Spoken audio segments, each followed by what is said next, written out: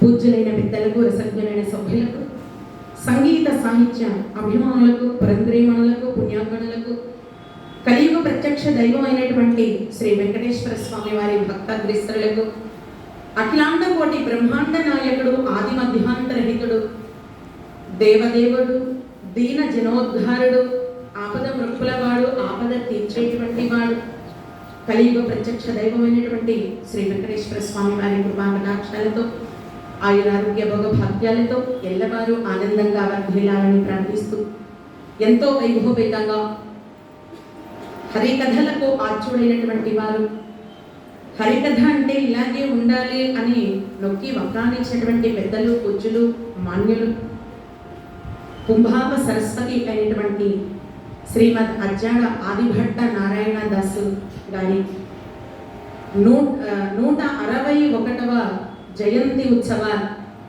వజ్రోత్సవ వేడుకగా అత్యంత వైభవపేతంగా ఎక్కడా కనీవిని ఎరుగనటువంటి విధంగా నారాయణదాస్ గారి ఉత్సవాలు అంటే మనము జరుపుకునేటువంటి పండుగలలో ఒక ప్రత్యేకమైనటువంటి పండుగ అని చెప్పవచ్చు.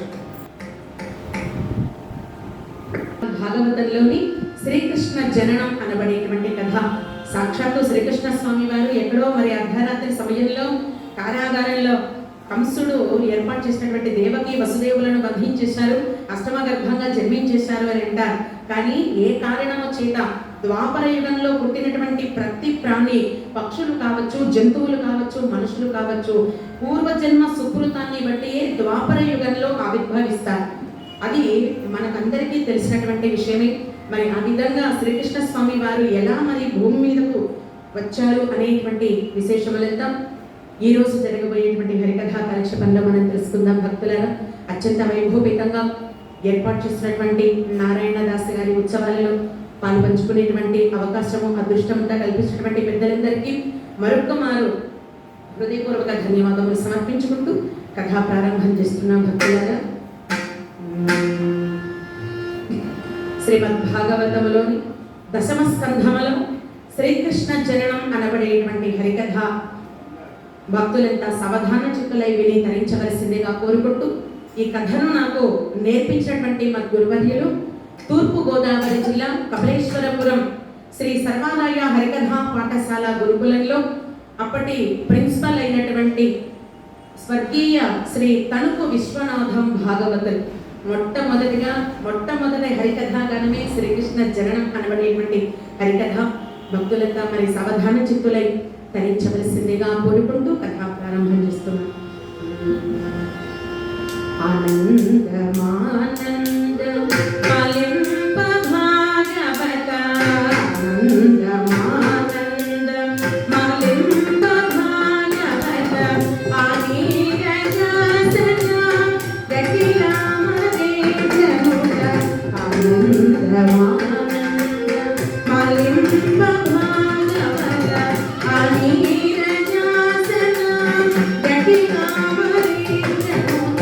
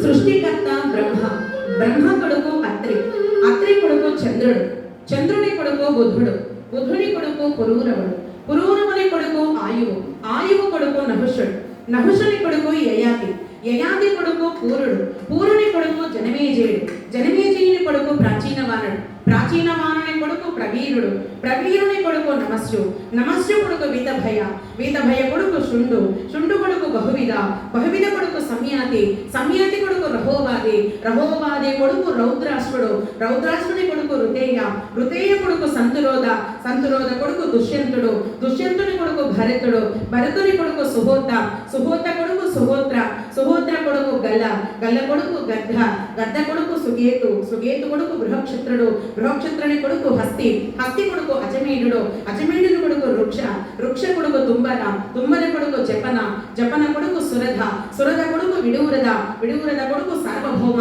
సార్వభౌమ కొడుకు జయత్సేన, జయత్సేన కొడుకు రణీయాన, రణీయాన కొడుకు చక్రోదత, చక్రోదత కొడుకు బావుక, బావుక కొడుకు తుంబర, తుంబర కొడుకు జపన, జపన కుమారుడైనటువంటి వాడు వృక్ష, వృక్ష కొడుకు భీమసేన, భీమసేన కొడుకు ప్రతీపుడు, ప్రతీపుని కొడుకు శంతనుడు, శంతనుని కొడుకు భీష్ముడు, భీష్ముని తమ్ముని పిల్లలైనటువంటి వారు ధృతరాష్ట్ర పాండురాజు, ధృతరాష్ట్రుని కుమారులు కౌరవులు, పాండురాజు కుమారులు పాండవులు, పాండు మహారాజు కుమారులు పాండవులైతే పాండవ మధ్యముడు అర్జునుడు, అర్జునుని కుమారుడు అభిమన్యుడు, అభిమన్యుని కుమారుడైనటువంటి వాడే పరీక్షన్ మహారాజు గారు.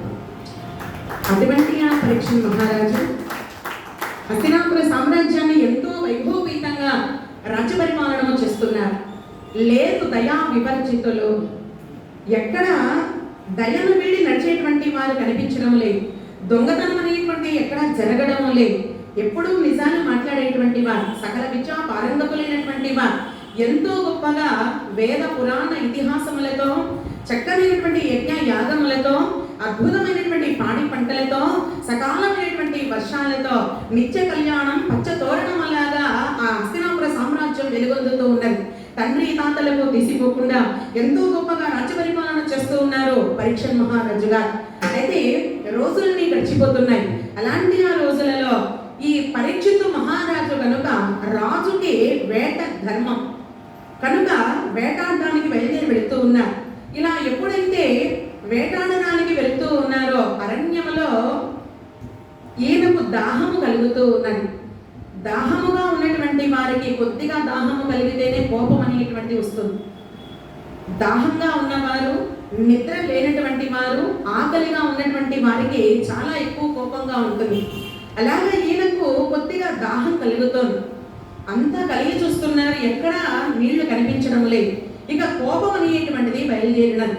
అంత పెద్ద అరణ్యములో ఎక్కడా మరి సెలయేరులు ఉండకుండా ఉంటుందా అంటే కోపములో ఈ జ్ఞానం అనేటువంటిది కమ్మి వేసినది. ఎలాగైతే ఈ కోపం అనేటువంటిది జ్ఞానం అనేటువంటి ఆయన కమ్మి వేసినదో ఎక్కడా మరి నీళ్లు కనిపించడం లేదు. మరి ఎలాగా నాకు గొంతంతా తడి ఆరిపోతున్నది కదా, మంచినీళ్ళు లేకపోతే ఎలాగా అని ఆ అరణ్యం అంతా తిరుగుతూ ఉండగా, అలా తిరుగుతూ ఉండగానే సమీక మహర్షి ఆశ్రమము కనిపించినాడు. తిన్నగా ఆశ్రమం దగ్గరకు వెళ్ళారు. మునీంద్ర, చాలా దాహంగా ఉన్నది. నేను ఈ హస్తినాపుర సామ్రాజ్యాన్ని పరిపాలన చేస్తున్నటువంటి మహారాజును, కాస్త మంచినీళ్ళు ఇప్పించండి అని అనగానే ఆయన తపోనిష్ట గరిష్ఠుడై ఉన్నాడు. చక్కగా భగవద్ ధ్యానములో మునిగిపోయి ఉన్నాడు.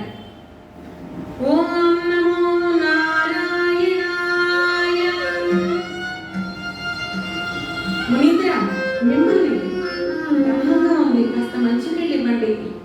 తపోనిష్టలో ఉన్నటువంటి కారణము చేత ఆయనకు వినిపించలేదు. ఆగ్రహం కలిగింది మహారాజుకి, పరీక్షిత్తుకి. అవునా, హస్తినాపుర సామ్రాజ్యాన్ని ఏకచక్రాధిపత్యంగా పరిపాలన చేస్తున్నటువంటి నాకు ఇంతటి పరాభవమా?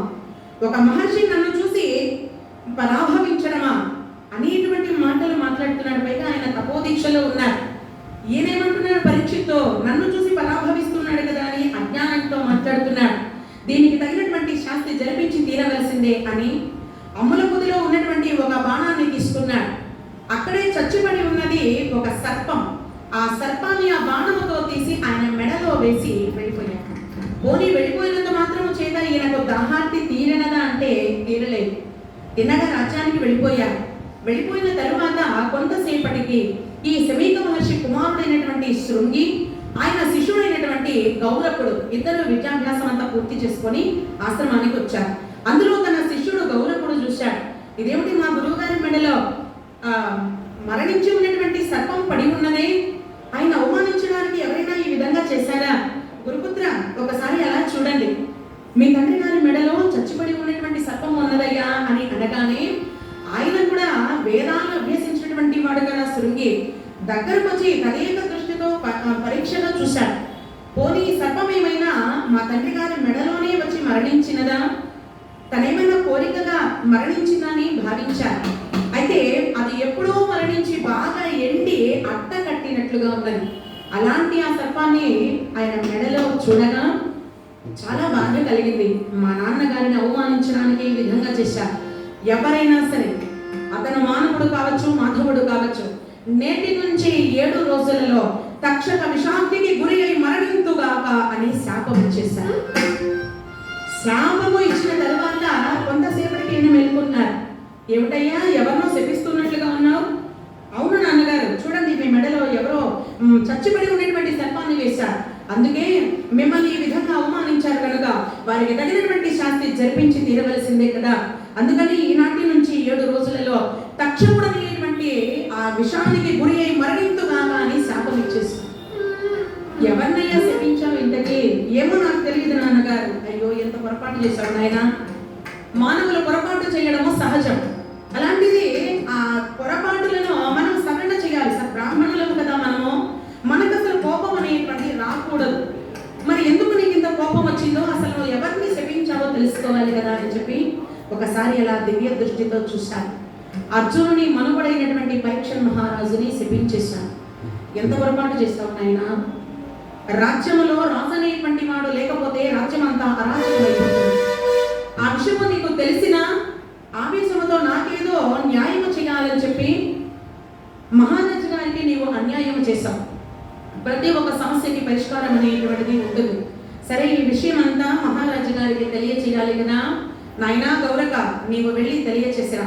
శాపానికి విమోచనం కూడా ఉన్నది.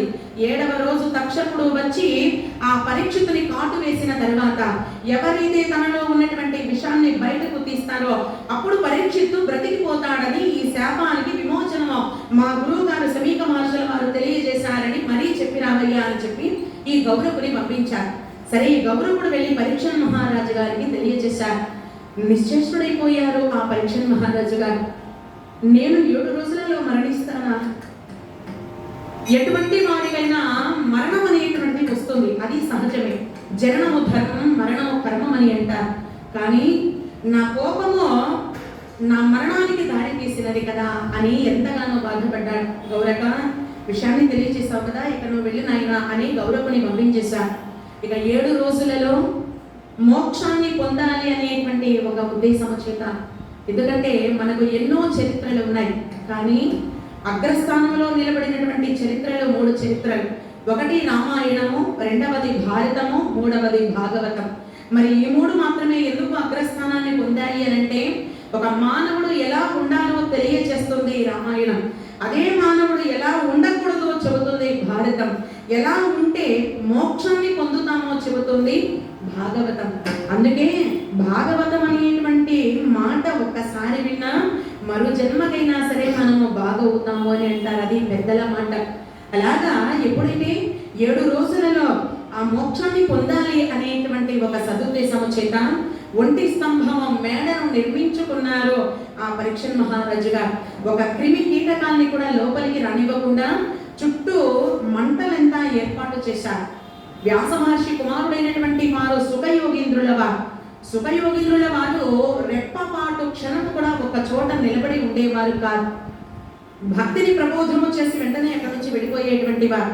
అలాంటి ఆ సుఖయోగేంద్రుల వారు ఇక భాగవతాన్ని పరీక్షణ్ మహారాజు గారికి తెలియజేస్తున్నారు. నాయన, సావధాన చిత్తుడవై వినవయ్యా అని చెప్పి అనేకమైనటువంటి యొక్క చరిత్రలంతా తెలియజేస్తూ ఉంటే ఈ పరీక్షణ్ మహారాజు గారికి అనిపించినది, గురుదేవ, ప్రపంచాన్ని ఏలేటువంటి వారు నారాయణుడు, యజ్ఞకర్త ఆయనే, యజ్ఞభర్త ఆయనే, యజ్ఞ పురోక్త ఆయనే, సంకల్పాన్ని కల్పించేది స్వామియే, చేయించేది స్వామియే, చేసిన తర్వాత ఫలితాన్ని అనుభవించేది కూడా స్వామి వారే కదా. అలాంటి ఆ దేవదేవుడు, అఖిలాండ కోటి బ్రహ్మాండ నాయకుడు, అలాంటి ఆ ద్వారకాధీశుడైనటువంటి ఆ శ్రీకృష్ణ స్వామి వారి జనన వృత్తాంతం అంతా తెలుసుకోవాలనేటువంటి కోరిక కలుగుతూ ఉన్నది. స్వామి తెలియచేయండి అని అనేటప్పటికల్లా సావధాన చిత్తుడవై విను నాయన అని చెప్పి తెలియచేస్తున్నారు స్వామివారు. శ్రీకృష్ణ స్వామి వారిని మనసులో ఒక్కసారి ధ్యానించుకున్నారు. తిష్టోత్తిష్ట శ్రీకృష్ణ, ఉత్తిష్ట యదునందన, ఉత్తిష్టోత్తిష్ట శ్రీకృష్ణ, ఉత్తిష్ట యదునందన, ఉత్తిష్ట భక్తమందార, కర్తవ్యం భువనపాలయం, కర్తవ్యం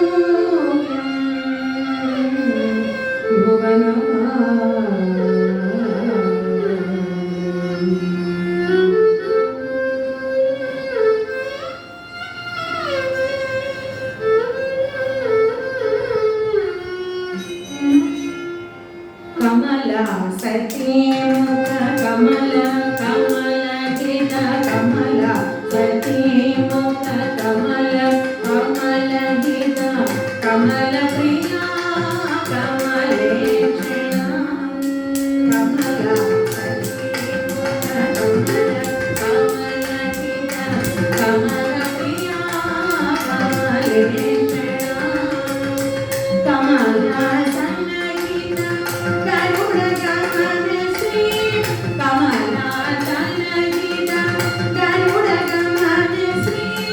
కమల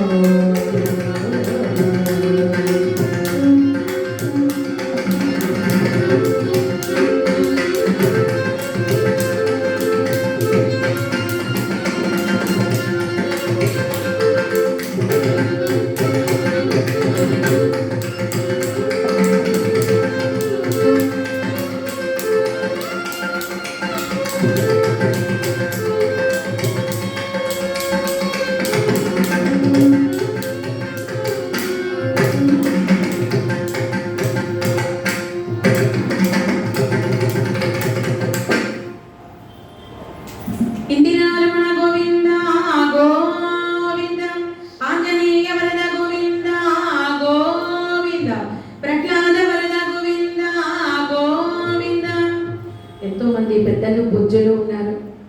మరి ప్రతి ఒక్కరూ గోవిందాన్ని ఒక్కసారి అంటే మానవ జన్మకు సార్థకత.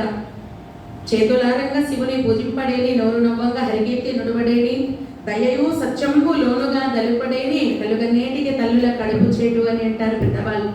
కాబట్టి భక్తులారా, మానవ జన్మకు ఉన్నటువంటి గొప్పతనం ఏమిటి అంటే, ఏ జీవికి మాట వాక్చాతుర్యం అనేటువంటిది ఇవ్వలేదు. మాట్లాడేటువంటి అదృష్టము అవకాశము ఒక మానవుడికి మాత్రమే భగవంతుడు ఇచ్చాడు. అలాంటి ఆ నోటితో ఏం చేయాలి? భగవంతుని నామస్మరణ చేయాలి అని అంటారు పెద్దవాళ్ళు.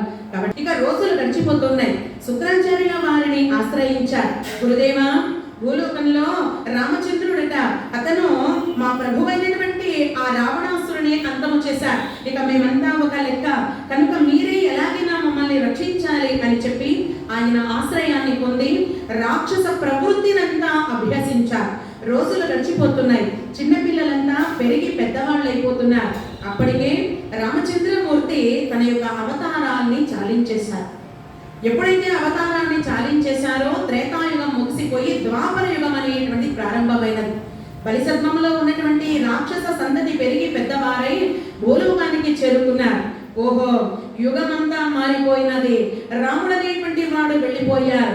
ఇక మన పౌరుష ప్రతాపాగ్ని అంతా ఇప్పుడు ఈ భూలోకం మీద చూపించవచ్చును కదా అని చెప్పి మునులను బాధిస్తూ ఉన్నారు, ఋషులను వేధిస్తూ ఉన్నారు, స్త్రీలను చెరబడుతూ నానా విభస్త్రము చేస్తున్నారు, యజ్ఞ వాటికలను ధ్వంసము చేస్తున్నారు, పారేటువంటి ఈ సెలయేరులలో విషాలను చిమ్మేస్తూ ఉన్నారు, పీల్చి విడిచేటువంటి గాలి అంతా కల్మషమైపోతూ ఉన్నది. అంత భయంకరంగా రాక్షస ప్రవృత్తి అనేటువంటి పెరిగిపోతూ ఉన్నది. ద్వాపర యుగంలో ఇన్ని అరాచకాలు జరుగుతున్నాయా అని చెప్పి సాక్షాత్తు ఆ భూమాత కూడా భరించలేకపోతున్నారు. అయ్యో భగవంతుడా, ఏ జన్మలో ఏ పాపం చేసుకున్నానో ఇలాంటి రాక్షసులను కూడా నేను మోయవలసి వస్తున్నదా? కృతయుగంలో కానీ త్రేతాయుగంలో కానీ నేను ఇన్ని బాధలు పడలేదే. రాష్ట్ర పదము కథము తొక్కి కత్తులకు నెత్తులు నైవేద్యం చేసే మృగాలు సంచరిస్తూ ఉన్నారు. ఇలాంటి రాక్షస సంతతిని నేను మోయవలసిన పాపము నాకు కలుగుతూ ఉన్నదా అని చెప్పి ఆ భూమాత ఘోరున విలపిస్తూ ఉన్నది. అమరమౌని అయినటువంటి నారద మహర్షుల వారిని గమనించారు. అమ్మా, సహనశీలమైనటువంటి నీకు సహనము నశించిపోయినది ఏమిటి తల్లి? మనలందరినీ రక్షించేటువంటి వాడు ఆ జగద్గురువు, ఆ శ్రీమన్నారాయణుడు ఉండనే ఉన్నాడు కదా. రామ్మ, బయలుదేరి వెళదామని ఆమె చేతిని పట్టుకొని తిన్నగా వైకుంఠానికి వెళుతున్నాడు. ఆ వెళుతున్నటువంటి దృశ్యం ఎలా ఉన్నది? ఒక కొడుకు తల్లిని ఎలా చేయి పట్టి తీసుకుని వెళ్ళిపోతూ ఉంటాడో, వృద్ధాప్యంలో నడవలేనటువంటి తల్లి చెయ్యి పట్టుకొని అమ్మా రామ్మా నేను నిన్ను చూసుకుంటానమ్మా అని చెప్పి ఎలాగైతే ఆ బిడ్డ తల్లికి ధైర్యాన్ని ఇస్తాడో అదే విధంగా నారద మహర్షుల వారు తిన్నగా వైకుంఠానికి తీసుకుని వెళుతూ ఉన్నారు. ఆ వైకుంఠ పట్టణం ఎలా ఉన్నది? పసిడి కోటల ప్రాకారములు, వజ్ర స్తంభము, గరుడ కేతనం, పగడపు కాంతుల మకర తోరణ మేళ తాళ సమ్మేళనములతో జనార్దన వాక్యమా జగద్రక్షక రక్షమాం అంటూ జయ జయధ్వానాలు సాగిస్తూ ఉన్నారు. ఎంతో వైభోపేతంగా ఉన్నది. అక్కడ ఉన్నటువంటి ఆ గరుడ కేతనము తన రెక్కలంతా చలారుస్తూ భక్తులారా రండి, దేవదేవుని వీక్షించండి, మీ మనసులో ఉన్నటువంటి ఆ కోరికలంతా తీర్చుకోండి, రండి భక్తులారా రండి అని చక్కగా ఆహ్వానం పలుకుతూ ఉన్నట్లుగా ఆ రెక్కలనంతా అలాగే విదుల్చుకుంటూ ఉన్నాయట. రెపరెపలాడుతూ ఉన్నటువంటి ఆ కేతనము, ఆ జెండా ఎలాగైతే ఉంటుందో తన రెక్కలు కూడా అలాగే రెపరెపలాడుతూ ఉన్నది. అలాంటి ఆ తరుణంలో వైకుంఠానికి బయలుదేరి వెళ్ళారు నారద మహర్షుల వారు, అదేవిధంగా భూమాత. ఇక ఆయన వెనకాలే అనేకమైనటువంటి దేవతలందరూ బయలుదేరి వచ్చేసారు. దేవేంద్రుడైనా, అగ్నిదేవుడైనా, వరుణదేవుడైనా, వాయుదేవుడైనా ఇత్యాది ఈ దేవతలందరూ బయలుదేరి వైకుంఠ పట్టణమునకు చేరుకున్నారు. స్వామివారు ఆ క్షీర సాగరంలో శేషపాంపు మీద ఆనందంగా యోగ నిద్రలో మునిగిపోయి ఉన్నారు. స్వామివారిని చూడగానే హృదయము నుండి పొంగి పొరలి వస్తున్నటువంటి ఆ దుఃఖాన్ని అణచుకోలేకపోయినది ఆ భూమాత. ప్రభో దేవదేవా అని అమాంతము ఆ స్వామివారి పాదాలను ఆశ్రయించినది. ప్రభో నీవే నాకు దిక్కు తండ్రి, నీవు తప్ప నన్నెవరూ ఇక రక్షించలేరు తండ్రి అని ఒకసారిగా స్వామివారి పాదములను ఆశ్రయించింది. హే కేశవా మాధవా లక్ష్మీ వల్లభా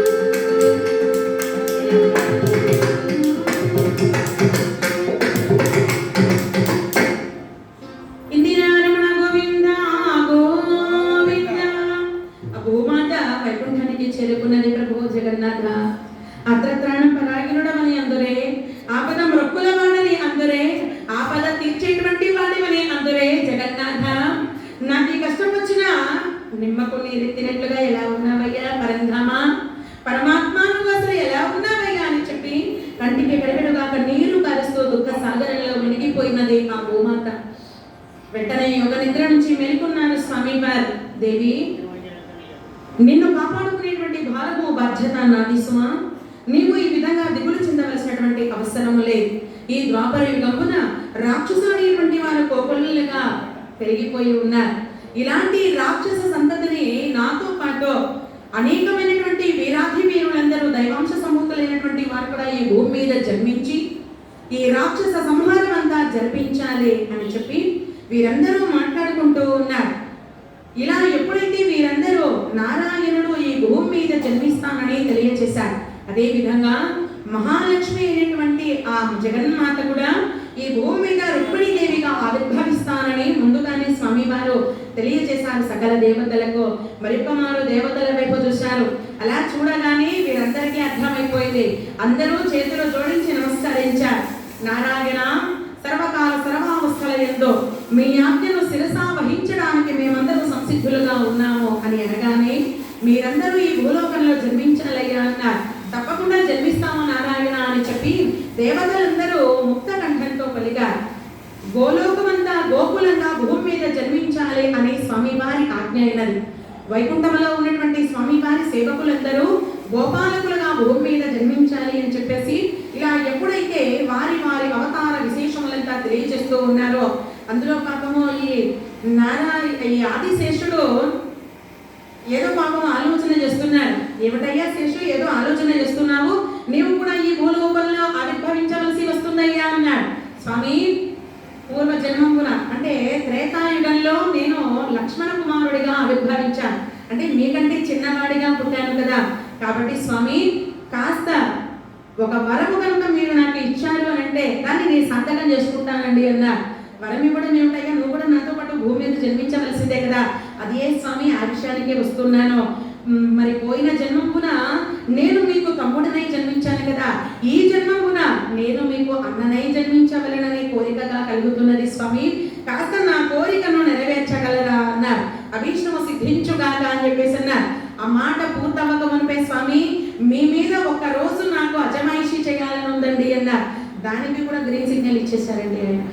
మహానుభావుడు కదా, కరుణా సముద్రుడు అయినటువంటి వారు. భక్తుల కోసమే భగవంతుడు అన్నట్లుగా భక్తితో పత్రం పుష్పం ఫలం తోయం. ఏదైతే మనము భగవంతునికి మరి నిష్కల్మషమైనటువంటి ఆ భక్తితో ఎలాంటి స్వార్థము ఈర్ష అనేటువంటి దరిదాపులకు రనివ్వకుండా భక్తితో ఎవరైతే స్వామివారిని ధ్యానం చేస్తారో అలాంటి వారికి కొక్కు బంగారమై ఉంటారు. కాకపోతే ఎంతసేపు పూజలు చేయడమే కాదండి, 10 మందికి సేవ చేయాలి. మానవ సేవయే మాధవ సేవ అని ఊరకే అనలేదు పెద్దలు. కాబట్టి మనలో మంచి ఉన్నంత వరకు భగవంతుడు మన చేతిని ఎప్పుడూ వదిలిపెట్టడు అని అంటారు. ధర్మో రక్షతి రక్షిత. కృష్ణ పరమాత్మని అవతారమే అది. అధర్మము చేసైనా సరే ధర్మాన్ని నీవు గెలిపించి తీరవలసిందే అని అంటారు. అనేకమైనటువంటి అవతారాలు ఉన్నాయి స్వామివారి.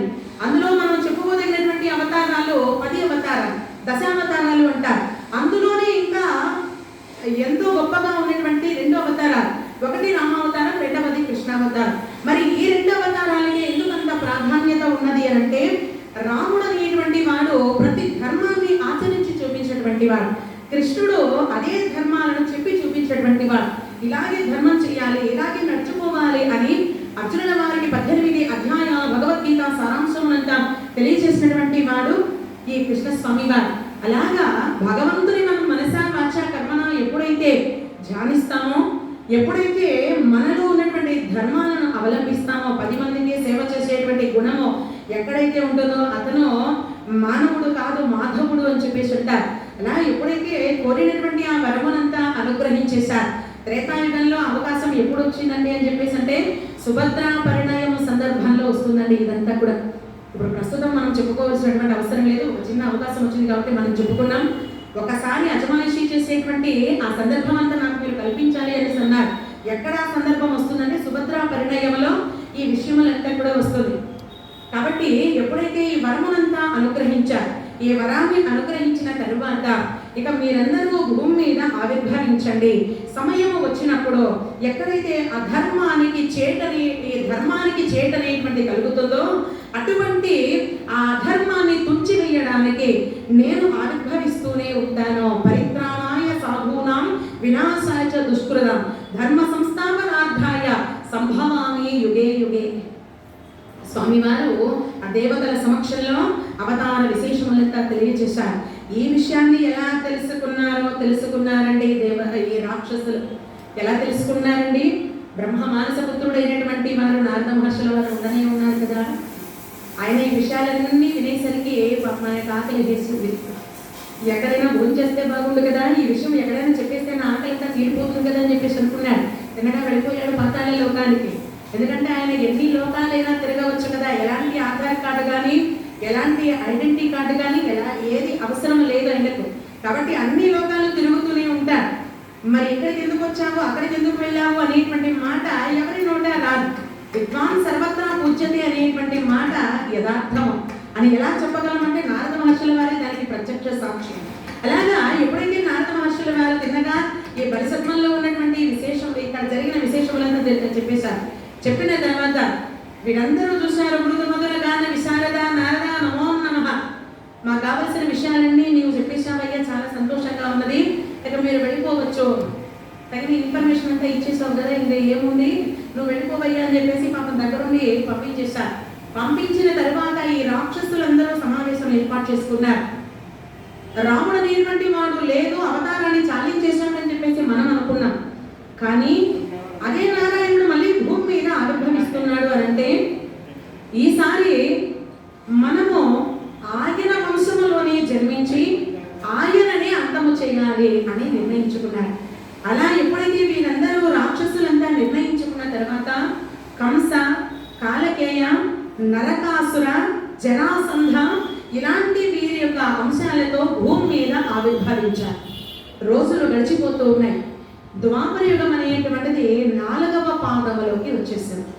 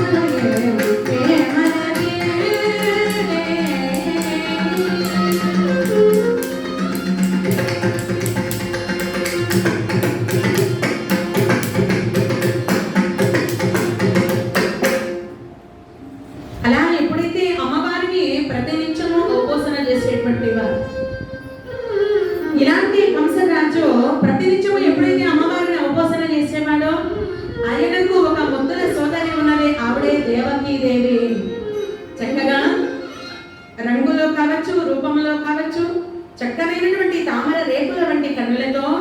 దొండపండు వంటి అధరముతో బంగారు వన్నె ఛాయతో చూడడానికి ఎంతో ఆనందాన్ని కల్పిస్తూ ఉంటుంది. అంత గొప్పగా ఉండేది ఆ దేవకీ దేవి. అయితే ఈ రాక్షసాంశ సంభూతుడైనటువంటి వాడు కదా కంసుడు. ఆ కంసునికి చెల్లెలంటే ఎనలేనటువంటి మక్కువ ఎక్కువ.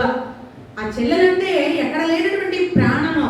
కనీసం కన్నా తల్లిదండ్రులకు కూడా మరి ఆ చెల్లెల్ని చూపించేవాడుక. నేనే తల్లైనా తండ్రైనా నేనే పెంచి పెద్ద చేయాలి నా చెల్లెల్ని అని చెప్పి ఆ తల్లిదండ్రుల ప్రేమను కూడా ఏనే పంచి ఇచ్చేటువంటి వాడు. అంత గొప్పగా ఆ చెల్లెల్ని ప్రేమించేటువంటి వాడు. గారాబంగా పెంచి పెద్ద చేశాడు. యవ్వనవతి అయినది. ఆడబిడ్డ ఇంట్లో ఉంటే ఏ తల్లిదండ్రులకైనా ఒక అయ్య చేతిలో మన బిడ్డను పెట్టేస్తే మన బాధ్యత అంతా తీరిపోతుంది కదా అని చెప్పేసి అనుకుంటారు. అలాగా ఎప్పుడైతే ఈ కంస మహారాజు గారి తల్లిదండ్రులు కూడా ఆలోచన చేస్తున్నారు, మనకు ఒకగానొక ఆడబిడ్డ కదా, మరి ఈ బిడ్డను పెళ్లి చేసి పంపించేస్తే, అత్తవారికి పంపించేస్తే మన బాధ్యత అంతా తీరిపోతుంది కదా అని అనుకుంటూ ఉన్నారు. అలాంటి ఆ రోజులలోనే ఈ కంస మహారాజు గారు మా చెల్లెలకి అద్భుతమైనటువంటి వరుణ్ణి తీసుకుని వచ్చి పెళ్లి చేయాలి కదా. ఎందుకంటే పెళ్లి చేయాలి అంటే ఇటు 7 తరాల వాళ్ళు, అటు 7 తరాలు అన్ని చూస్తూ ఉంటారు. యువతల వాళ్ళు ఎలా ఉన్నారు, అవతల వాళ్ళు ఎలా ఉన్నారు, కట్న కానుకల విశేషాలు ఏమిటి, ఎంతవరకు మరి ఈ ధనం అంతా ముట్ట చెప్పగలరు, ఇలాంటివంతా ప్రతి ఒక్కటి చూస్తూ ఉంటారు. బంధువులు ఎంత భోజనాలు బాగున్నాయో లేదో చూస్తారు. తండ్రి అనేటువంటి వాడు ఈ కుమారుడు వచ్చేటువంటి పెళ్లి కొడుకు ఉత్తముడైనటువంటి వాడా లేదా చూస్తారు. అదే తల్లి ఏమని ఆలోచిస్తుంది, ఉన్నవాడేనా అని చెప్పేసి ఆలోచన చేస్తూ ఉంటారు. అత్తవారింట్లో మన బిడ్డ సుఖంగా ఉంటుందా లేదా, వాళ్ళకి బాగా డబ్బుందా లేదా అని చెప్పేసి ఆలోచన చేస్తారు. ఒక్కొక్కరు ఒక్కొక్క విధంగా ఆలోచన చేస్తూ ఉంటారు కదా. అలా ఎప్పుడైతే ఈ కంసుడు కూడా నా చెల్లెలకు అత్యంత వైభవపేతంగా ఒక గొప్ప వరుణ్ణి తీసుకొని వచ్చి పెళ్లి చేయాలి అని చెప్పేసి తగినటువంటి సంబంధం కోసం ఎదురు చూస్తున్నారు. ఆయన కూడా చూడాలి కదా, ఎక్కడైనా సరే మన వాళ్ళు ఉంటారా అనేటువంటి విషయం అంతా ఎంక్వైరీ చేస్తారు కదా, ఎవరైనా అంతే కదా. అలా ఎప్పుడైతే ఈ సూరసేన మహారాజు కుమారుడైనటువంటి వాడు వసుదేవుడు, ఆ వసుదేవుడి గుణగణాలు కంస మహారాజు గారికి బాగా నచ్చాయి. అయితే ఆ వసుదేవునికి అప్పటికే రోహిణి, పౌరవి అనేటువంటి ఇద్దరు అమ్మాయితో వివాహం అంతా జరిగిపోయింది. అయినా సరే మనకున్నటువంటి హోదాలో దేవకీ దేవిని వసుదేవునికి ఇచ్చి వివాహం జరిపిస్తే ఇక మన బిడ్డ సుఖంగా ఉంటుంది కదా అని ఆలోచన చేశారు. ఎంతో గొప్పగా ఈ దేవకీ వసుదేవులకు కళ్యాణ మహోత్సవం అనేటువంటిది జరిపించేశారు. ఎప్పుడైతే ఆ విధంగా కళ్యాణ మహోత్సవం అంతా జరిపించారో చాలా గొప్పగా చేశారండి. ఒకగానొక చెల్లెలు కదా, ఆ చెల్లెల పెళ్లి చాలా అద్భుతంగా జరిపించాలనేటువంటి ఒక సదుద్దేశం చేత, ఒక మాటలో చెప్పాలంటే మన తిరుమలలో స్వామివారి కళ్యాణ మహోత్సవం, శ్రీనివాస స్వామి వారి కళ్యాణ మహోత్సవం ఎలాగైతే ఎంత అద్భుతంగా అయితే జరిపిస్తారో అంత గొప్పగా ఈ కళ్యాణ వేడుకలు ఎంత జరిపించేశారు. ఎంతో గొప్పగా ఈ కళ్యాణ మహోత్సవం అంతా జరిపించారు. ఇలా ఎప్పుడైతే పెళ్లి చేసేశారో ఇంట్లోనే మరి పుట్టింట ఉన్నది ఈ దేవకీ దేవి. పాప అత్తవారిని పంపించాలంటే మనసు రావడం లేదు కంస మహారాజు గారికి. అయ్యో ఒకగానొక చెల్లెలే, ఎప్పటి నుంచో నేను ఎంతో ప్రేమగా పెంచి పెద్ద చేశానే, ఇప్పుడు అత్తవారింటికి వెళ్ళడం ఏమిటి, ఇక్కడే ఉండాల్సిందే అని చెప్పేసి పాప ఆయన శాసించేస్తూ ఉన్నారు. ఆడబిడ్డ అత్తవారింట్లో ఉండడమే అందము. కాబట్టి